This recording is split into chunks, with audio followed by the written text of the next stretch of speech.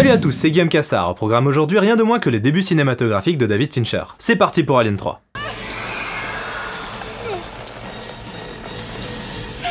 Alien 3.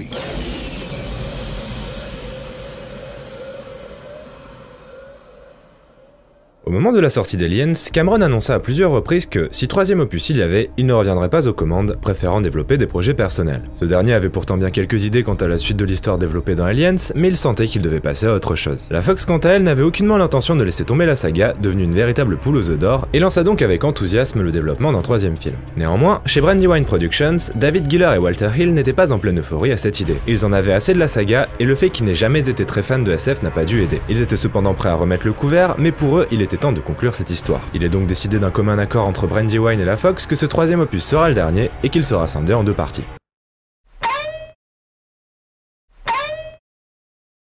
Sauf que développer un troisième film, c'était vraiment casse-gueule, dans le sens où les deux premiers sont très vite devenus des classiques du genre. Et autant le deuxième opus a pris le parti d'aller dans une direction opposée pour apporter du sang neuf à la saga, autant cet hypothétique troisième film devrait redoubler d'efforts pour trouver un nouveau concept intéressant qui ne sonnerait pas comme une redite. Bon courage!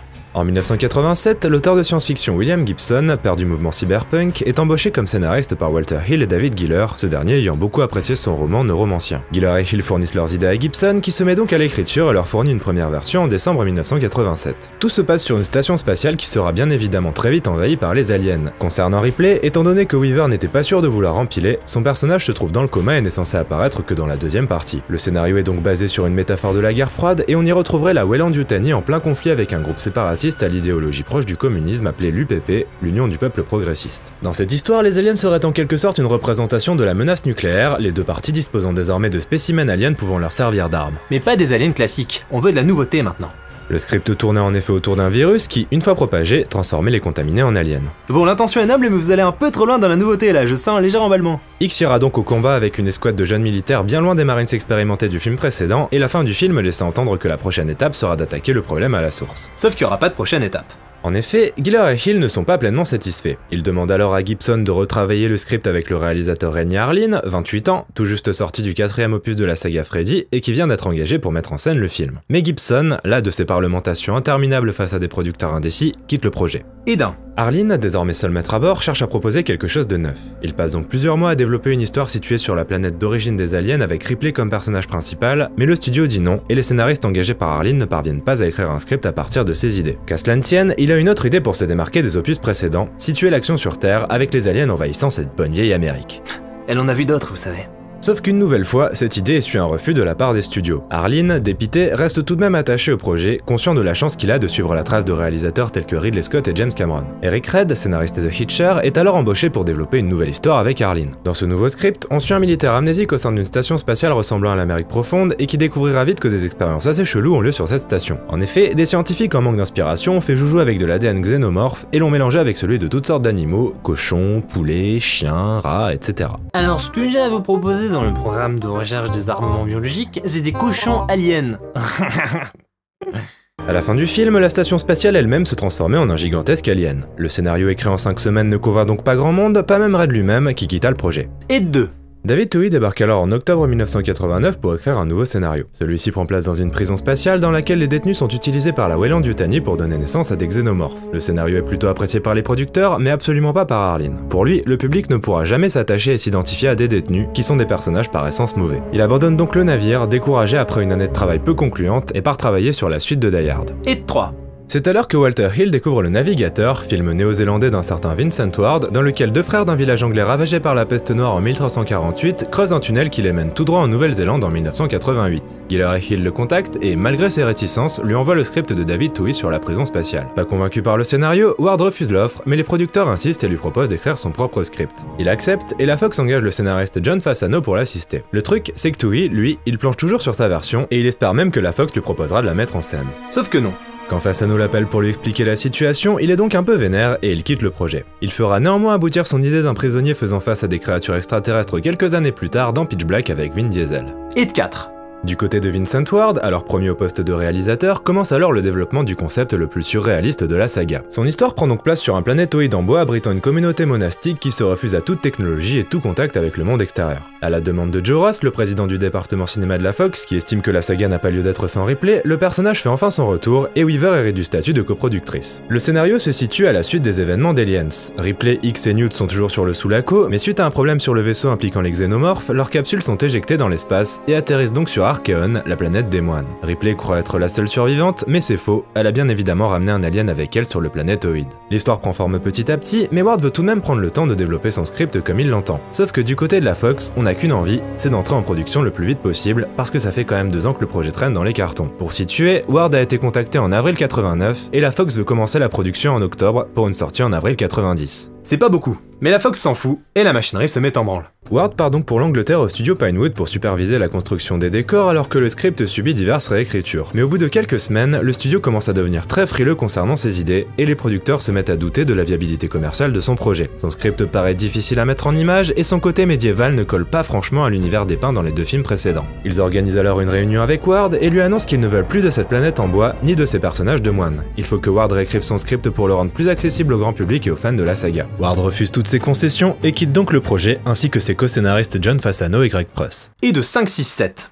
La Fox est dans la merde. Entre les cachets des différents scénaristes et la construction des décors, c'est déjà environ 7 millions de dollars qui ont été dépensés sur ce film. Il n'y a donc plus de temps à perdre et le tournage doit commencer coûte que coûte. David Giller et Walter Hill se voient donc obligés de réécrire un scénario à la va-vite en s'inspirant des travaux de Toohey et Ward. Du script de Toohey, ils récupèrent le contexte carcéral et de celui de Ward le pitch de base et la structure. Mais il manque toujours un réalisateur. La Fox contacte alors David Fincher, réalisateur de pubs et de clips ayant notamment travaillé pour Madonna. Il n'a que 28 ans et aucun long métrage à son actif, mais beaucoup le qualifient déjà de génie et il hérite de la mise en scène d'Alien 3. Pour le meilleur et surtout pour le pire. Fincher débarque dans ce qui constituera un véritable enfer pour n'importe quel réalisateur expérimenté, sauf que lui n'en était qu'à son premier long métrage. Le script n'est pas terminé, il n'a pas pu gérer toute la pré-production, la moitié des décors est déjà construite mais basée sur un script qui n'est plus d'actualité. Bref, c'est la merde. Mais Fincher, il s'accroche et il a des idées bien arrêtées sur ce que ce 3e film devrait être. Quand Weaver, qui n'a alors pas totalement confiance en ce jeune réalisateur qui a fait des clips pour Madonna, lui demande comment il imagine Ripley dans cet opus, il répond sans hésiter, chauve.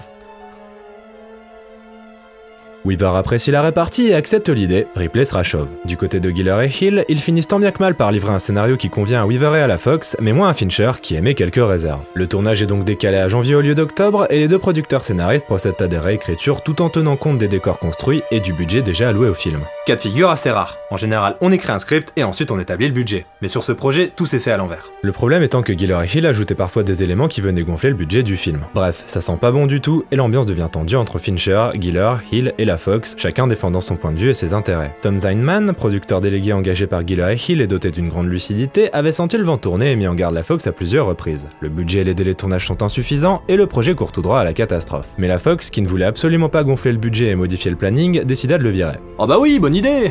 Virer le seul gars intelligent. La Fox ne s'arrêta pas en si bon chemin et le tournage estimé à 93 jours fut réduit à 70. Il commença finalement le 14 janvier 91 au studio Pinewood et comme on pouvait le prédire, ce fut l'apocalypse. Encore pire que le tournage d'Aliens.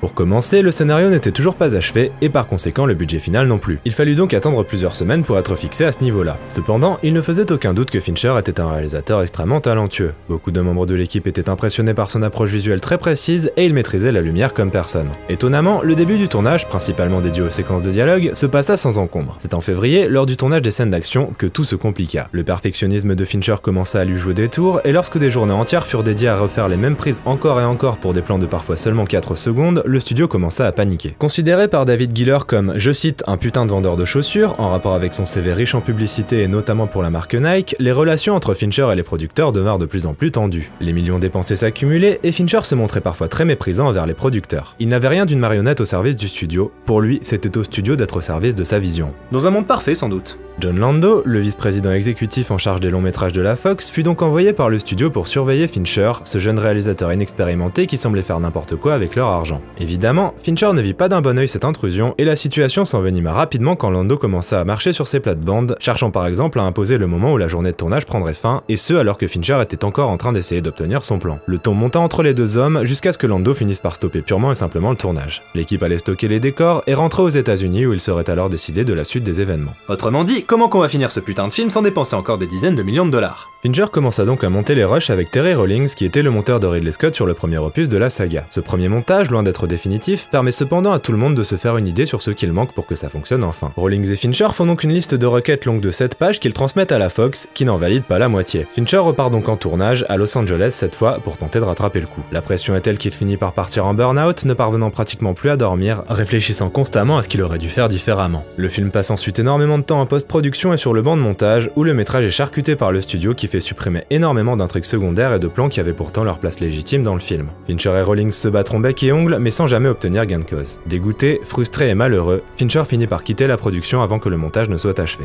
Éduite. Le film sort finalement le 22 mai 92 aux USA, long d'1h50, là où la version de Fincher visait plutôt les 2h30. L'accueil s'avère relativement mitigé au niveau critique, et concernant le box-office, il rapporte près de 160 millions de dollars pour un budget de 50, ce qui s'avère respectable, mais en deçà des attentes de la Fox. Le public a en effet du mal à accrocher avec ce film, chose logique au vu de son approche beaucoup moins grand public que le précédent. Est-ce pour autant un mauvais film, ou simplement un film incompris? Alien 3 démarre donc sur le Sulaco, juste après les événements du film précédent, sauf qu'un œuf alien se trouve dans le vaisseau et qu'un facehugger s'en échappe, déclenchant un incendie. Les capsules de Ripley, X, Bishop et Newt sont alors éjectées dans l'espace et atterrissent sur Fiorina 161, une planète servant de prison laissée à l'abandon et autogérée par les détenus depuis des années. À son réveil, Ripley découvre avec effroi qu'elle est la seule survivante, qu'un alien a atteint la planète avec elle et qu'elle est elle-même l'hôte d'une reine, ce qui signifie que son pire cauchemar est sur le point de se réaliser. Autour d'elle, les détenus, tous des hommes tournés vers la religion, ne la mettent pas franchement en confiance, mais elle sera bien obligée de s'allier à eux pour faire face à la créature une dernière fois. Ou pas.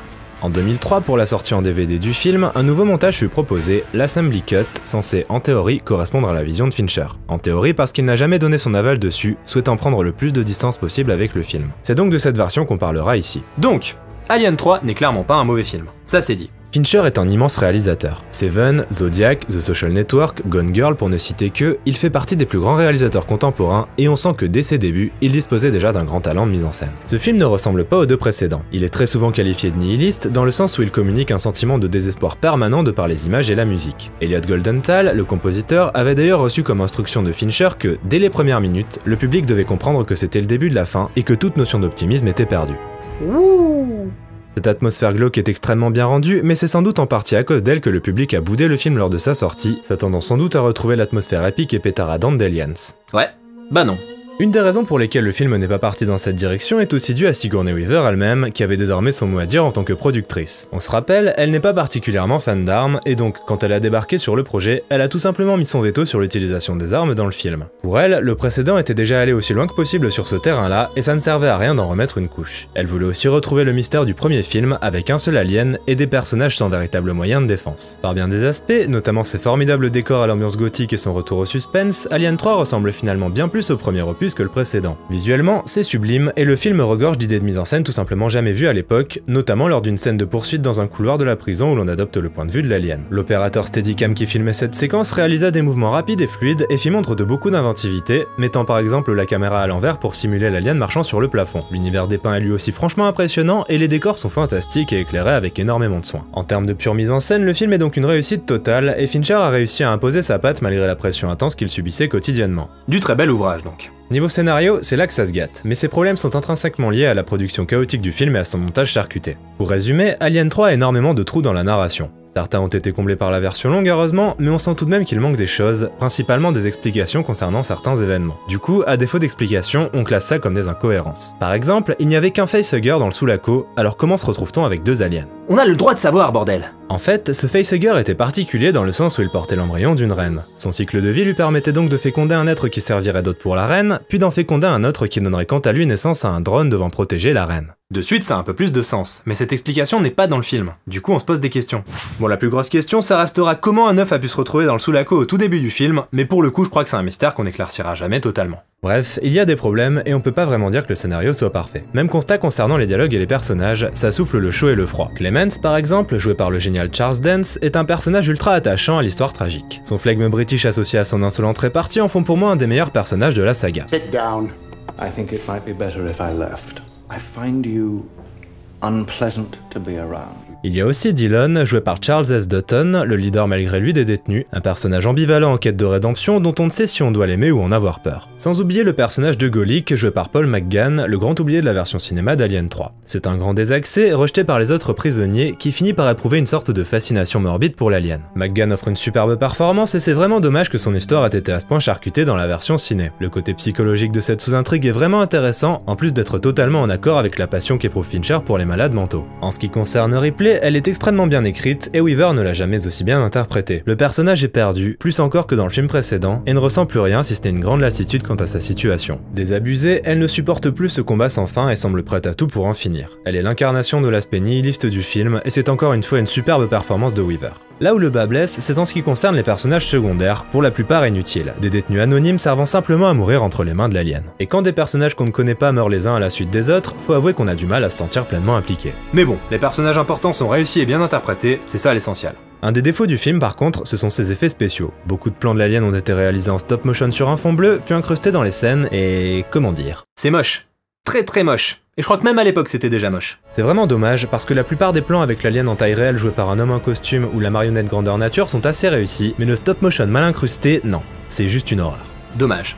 Le design de l'alien a quant à lui subi un léger lifting dans cet opus. De bipède, il passe à quadrupède, ce qui le rend bien plus rapide. Giger avait d'ailleurs été invité à participer au film et réalisa énormément de designs en l'espace d'un mois, mais les délais serrés de la production ne permirent pas de les réaliser. Encore dommage. Enfin, parlons un peu de la BO. Elle est composée par Elliot Goldenthal, excellent compositeur qui a notamment signé l'extraordinaire BO de Final Fantasy Les Créatures de l'Esprit. Si je cite cette BO en particulier, c'est parce que beaucoup de ses morceaux me semblent être en continuité de son travail sur Alien 3. Bref, cette BO est vraiment réussie en totale osmose avec le film, solennelle quand il le faut, bruyante dans les moments les plus violents, Goldenthal n'hésite pas à expérimenter pour un résultat parfois à mi-chemin entre la musique et les effets sonores, et le résultat est très bon. Comme vous l'aurez constaté, Alien 3 a ses défauts, mais malgré tout ça se tient plutôt pas mal. Et si on le compare à des projets récents ayant subi une production chaotique, comme Justice League par exemple, bah on pourra même affirmer sans sourciller qu'Alien 3 est bien plus proche du chef-d'œuvre qu'on veut bien l'admettre. Le scénario a des incohérences mais l'histoire se tient, la mise en scène est excellente, les décors impressionnants, et les acteurs sont tous justes. La forme est là donc, même si elle a malheureusement subi l'interventionnisme irritant de la Fox. Qu'en est-il du fond par contre? Le film est-il aussi thématiquement riche que les précédents? Ben ouais.